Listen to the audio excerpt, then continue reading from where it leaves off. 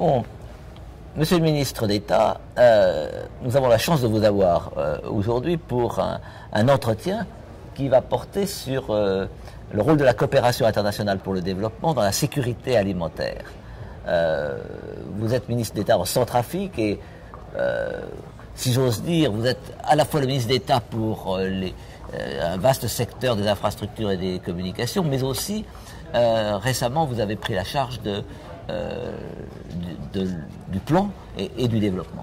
Donc, vous avez toutes les composantes pour répondre aux questions très importantes qui sont posées sur ce sujet et qui sont rendues particulièrement aiguës ces temps récents par la crise alimentaire que beaucoup de pays connaissent et qui n'épargne pas, hélas, la République centrafricaine.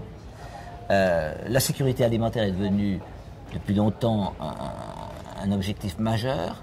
Dans les objectifs du millénaire, c'est sans doute un de ceux pour lesquels on a un succès le plus mitigé. Les résultats paraissent paradoxalement meilleurs en matière de réduction de la pauvreté qu'en matière d'atteinte de l'objectif de nourriture adéquate pour tous. Et ceci pose un défi qui est rendu plus aigu par ce qu'on appelle la crise alimentaire due notamment à l'évolution des prix. Nous savons que ces crises alimentaires peuvent avoir des effets économiques, sociaux très profonds et irréversibles.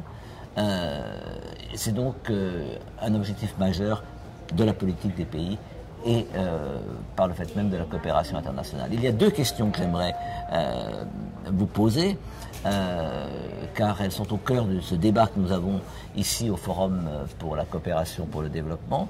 C'est comment voyez-vous l'arbitrage entre le court et le long terme? Quand on parle de coopération pour le développement en matière alimentaire, on pense tout de suite à l'aide alimentaire, mais on sait bien que la sécurité alimentaire ne dépend pas seulement de la disponibilité de cette aide alimentaire, mais aussi d'une politique de développement agricole qui permette aux pays d'avoir je dirais une sécurité par eux-mêmes.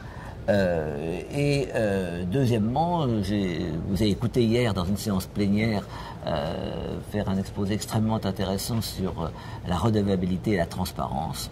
On accuse souvent l'aide alimentaire d'être mal utilisée. Et comment voyez-vous, quels moyens suggérez-vous pour que on soit dissipés les doutes sur l'efficacité de l'aide alimentaire ou de l'aide au développement agricole en général? C'est une question de redevabilité des pays, mais aussi des donateurs sur leur engagement à appuyer les pays dans leur politique à cet égard. Voilà bien des questions sur lesquelles je serais heureux de vous entendre. Je vous remercie infiniment, M. Guillemot. Je pense que vous avez vraiment abordé la question avec toute son acuité. Je vais d'abord commencer par vous dire que la République centrafricaine, mon pays, est un État fragile car traversé par plusieurs conflits avec des rébellions qui viennent d'ailleurs. On parle de la LRA, on parle de Tongo qui viennent du Darfour et de Babaladé qui vient du Tchad, et nous avons nous-mêmes nos propres conflits internes. Et à partir de ce moment-là, inévitablement pour un pays tel que la République centrafricaine qui est enclavé, quand les paysans et les éleveurs sont chassés de leur pâturage ou de leurs champs, ils ne cultivent plus, et ça entraîne nécessairement un regroupement, un déplacement des populations qu'il faudra nourrir.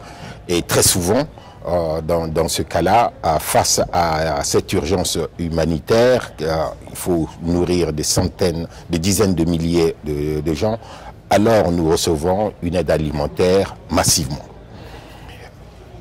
Alors, ça c'est le premier point. Le second point que vous soulevez, et je vais revenir, est la coopération durable pour que les gens puissent se fixer, et il y a une articulation entre aide d'urgence et aide au développement durable. Mais dans le cadre de l'aide d'urgence, prenons un exemple précis aujourd'hui. Nous sommes au mois de juillet, et en République centrafricaine, c'est la saison des pluies.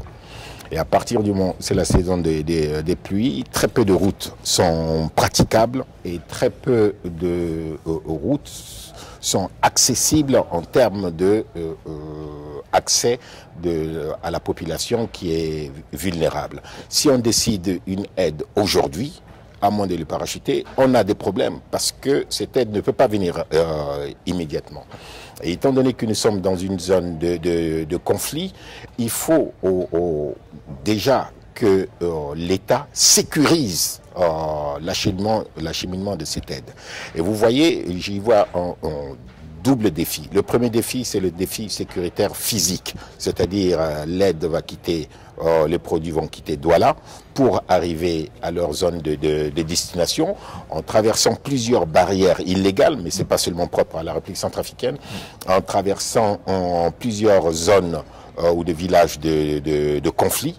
Et à partir de ce moment-là, le coût de cette aide, à un moment donné, se retrouve pour le transit 3 fois plus cher que le produit qui est acheté.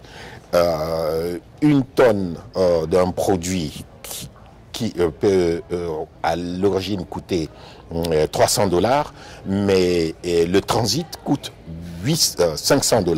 Donc ça veut dire au total, on a $800 avant que la tonne arrive à la population. Autrement dit, la sécurité alimentaire passe d'abord par la sécurité politique et des infrastructures. Exactement, exactement. Ça, c'est la première, vraiment la difficulté qui rejoint, parce que là, vous êtes vraiment dialecticien, le deuxième niveau de votre question, qui est le développement. Ouais. Et vous savez, on ne peut pas à la fois franchir la sécurité physique, les pistes, l'infrastructure, en même temps on a ce type d'aide.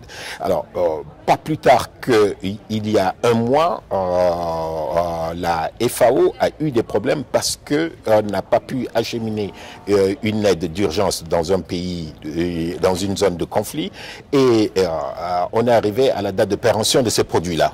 Et si bien que ces produits, qu'est-ce qu'il faut faire? Il faut les détruire.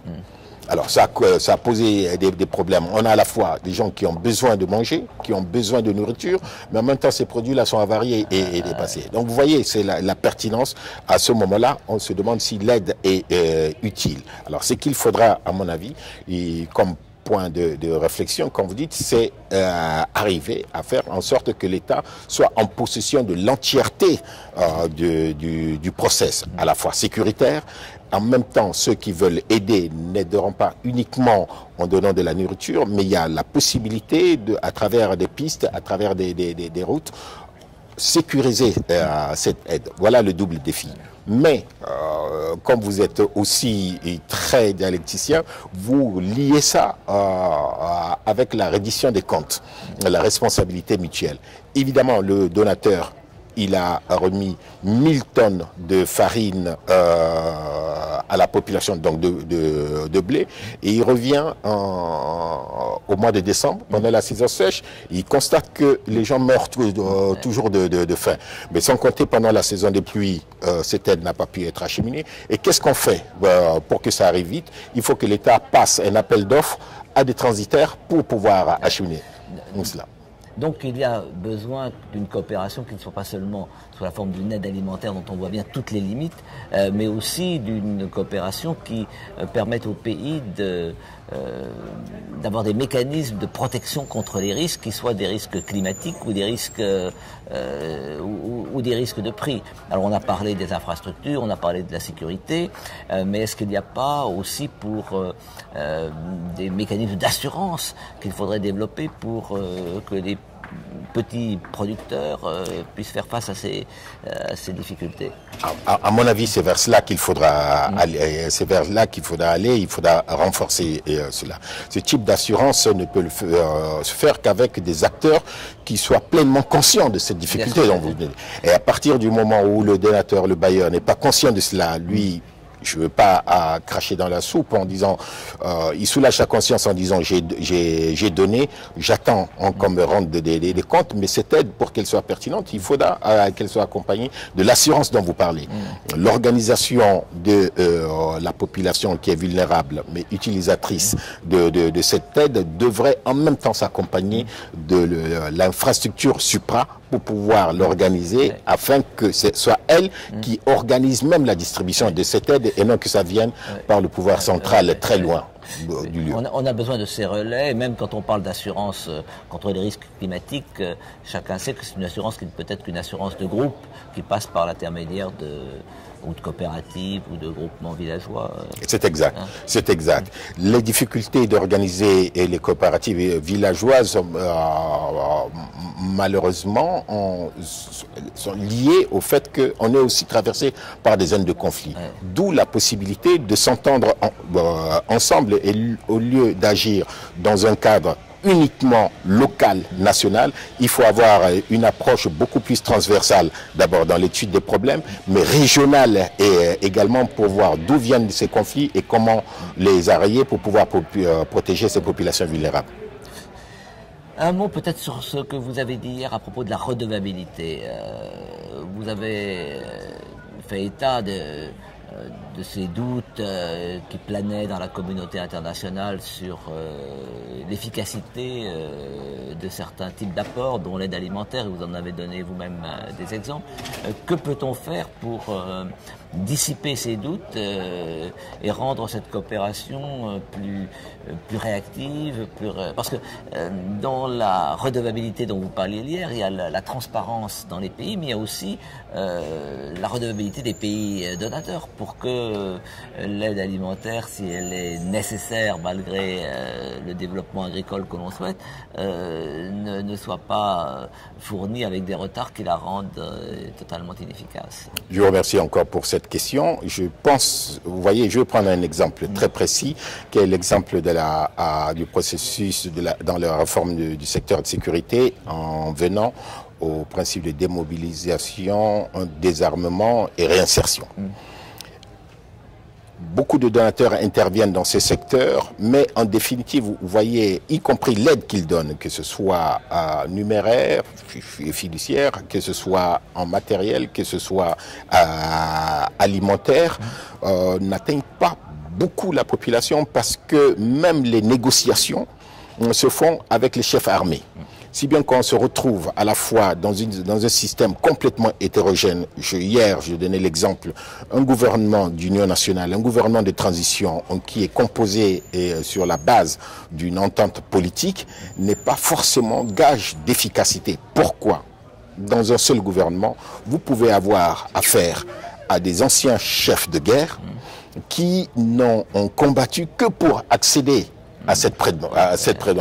De notre côté, vous avez certains responsables qui, eux, ne pensent que développement du pays. Hier, je taquinais même mon ambassadeur en disant, mais voilà, on est dans une situation extrêmement difficile.